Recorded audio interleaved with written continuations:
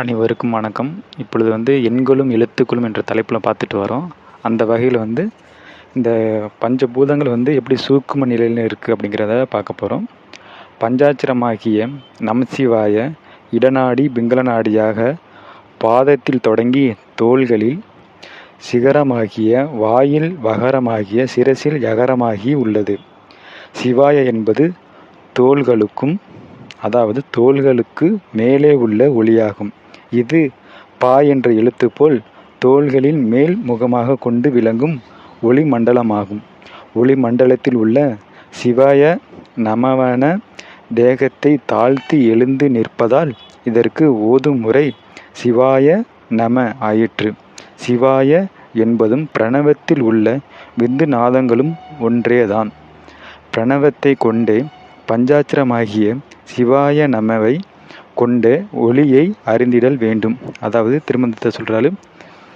எளியவாது செய்வா ரெங்கால் ஈசன் ஒளியையுண்ணி இறுகு மனதாராய் தெளியவேதி சிவாய நமவென்னும் குளிகை மாட்டும் பொன்னுங்குவேன் கூட்டையே. அடுத்து என்ன சொல்றாருன்னா, சிவாய நமவென் சித்தம் ஒடுக்கி அவயம் அறவே ஞாமைதாக்கி சிவாய சிவவென்றே சிந்தை அவாயங்கெட நிற்க ஆனந்தமாமே பொருந்தவே வந்து எனது உள்ளத்தில் புகுந்து தேகங் கடந்து சிரசின் மேலுள்ள துவாசாந்த வெளியில் ஒளியாகி விளங்குகிறது என்று பொருள். சிரசின் மேல் உள்ள ஆகாய பகுதியில்தான் சிவசக்தி வியாபகமாக நிவர்த்தி கலைகளும் சிவகலைகளும் சாந்தியதீதை கலைகளும் உள்ளது. இது ஆங்கிலத்தில் எத்தினிஸ் பிரெயின் என்று கூறப்படுகிறது. அடுத்து இதன் தொழில்நிலை முன் மூளையிலும் பின் மூளையிலும் உள்ளது. உள்ளுதலின் காரியம் மூளையில் உள்ளது. காரண தேகமாற்றதாய் உள்ளது. மனிதன் காரண சரீரம் தேகம் இல்லை. தேகம் கடந்தாய் இருந்து கொண்டே தேகத்தை உண்டாகி அதிலும் ஆட்சி செய்கிறது.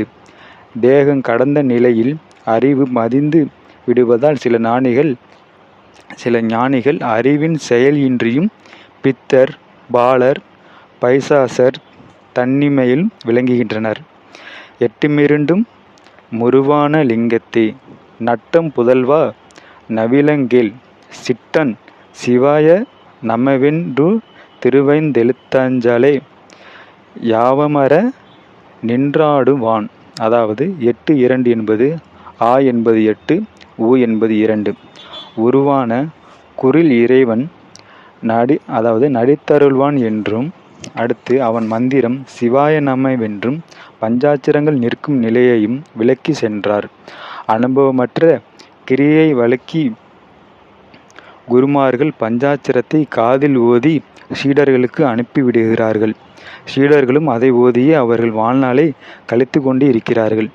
ஞான பொக்கிஷத்தையே செய்த மாணிக்கவாசகர் அப்பேறு தனக்கு அருளின் வழியாக கிடைத்ததே தவிர முறையான வழியில் அடையவில்லை என்று கூறியுள்ளார்.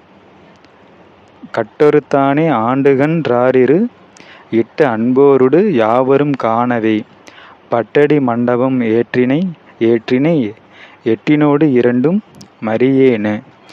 8 2 என்பது நாதமும் விந்துவும், அதாவது சிவமும் சக்தியும் ஆகும். சித்தர்கள் உண்மையை அறிந்தவர்கள். ஆனால் திருமூலரைப் போல் விளங்கும்படியாக அவர்கள் விளங்கவில்லை. பரிபாசையாகவே பலர் பாடியிருக்கிறார்கள். அதனால் உண்மை அறிந்த பிறகுதான் இவை விளங்கும். உண்மையை அறியாது படித்து தெரிந்து கொள்ளலாமென்று முயன்றால் அது ஆபத்தில் விடக்கூடிய பரிபாசைகளால் கூறப்பட்டுள்ளது. அவர்கள் போகரும் கோரக்கரும் உண்மையை சூதாக மறைத்தும் மறைக்காத முறையில் கூறியுள்ளார்கள். திருமூலர் புறத்தே செய்யும் சதாசிவ பூஜையை கூறிவிட்டு அகத்தே செய்யும் சிவபூஜையையும் கூறியுள்ளார். புறத்தே செய்யும் வழிபாடு பஞ்சசேப சாரத்துடன் கூடியது. அதாவது சந்தனம் இடுதல், பூ போடுதல், அர்ச்சிப்பது, தூபம் காட்டுவது, தீபம் காட்டுவது, நைவேத்தியம் காட்டுவது எனலாம். ஞானிகள் இவற்றை ஒன்றுமே செய்வதில்லை. இதன் தத்துவத்தை உணர்ந்து பிருத்திவிமயமான ஆசை கடவுள் பக்தியாக மாற்றுவதில் சந்தனம் சாற்றியாகி காரியம் முடிகிறது. அதாவது பிருத்திவானருக்கு இந்த நம்ம நிலத்துலேருந்து வர்றதை நம்ம இது பண்ணுறோம். அதை வந்து நம்ம பக்தியில் வந்து சந்தனம் சாற்றி காரியம் முடிகிறது. ஓகேவா? அடுத்து நைவேத்தியம் என்று ஜபத்தாலேயே முடிகிறது. அதாவது மணிப்பூரகம் ஜலத்தின் இருப்பிடமாகும். இதுவே உந்திக்காமலம் எனப்படும் நாபியாகும். இதுதான் ஆசையின் உணர்வுகள் செயல்படும் இடமாகும். இதை மாற்றியமைக்கும் போது தன்னையே அர்ப்பணித்தவனாக ஆகிறான். தூபம் காட்டுவது வாயுவின் செயலாகும். அபான வாயு மேலே கிளம்பி செல்லும்போது வாயு அதாவது வாயுவின் அர்ப்பணம் ஆகிறது. ஆத்ம ஒளியை அகண்டத்தில் சகசிராரத்தில் பார்ப்பது தீபம் ஆகிறது. வாசனையுள்ள புஷ்பங்கள் ஆதாரமான தனது உண்மை சகசிராரத்தில் சேர்ப்பதால் ஆகாய பூதம் அர்ப்பணமாகிறது.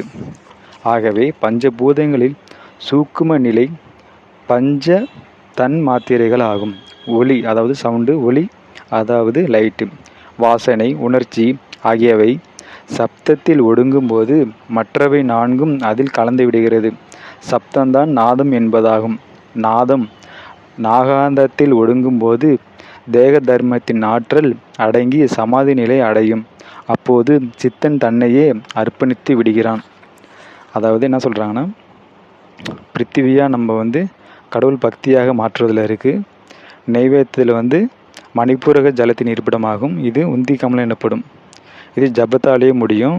அடுத்து வந்து இது தூபம் காட்டுவது வந்து வாயுவின் செயலாகும். அபான வாயுவை மேலே கிளப்பி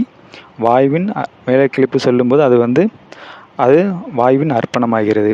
அது வந்து ஆத்ம ஒளி அகண்டத்தில் சகசரத்தை பார்ப்பதால் அது வாசனையுள்ள புஷ்பங்கள் ஆதாரங்கள் தனது உண்மையான சகசிரத்தில் சேர்ப்பதால் ஆகாய பூதம் ஆகிறது. இதுதான் இந்த பஞ்சபூத சூக்கும நிலையோட விளக்கம். மீண்டும் அடுத்த ஒரு தலைப்பில் சந்திப்போம். நன்றி, வணக்கம்.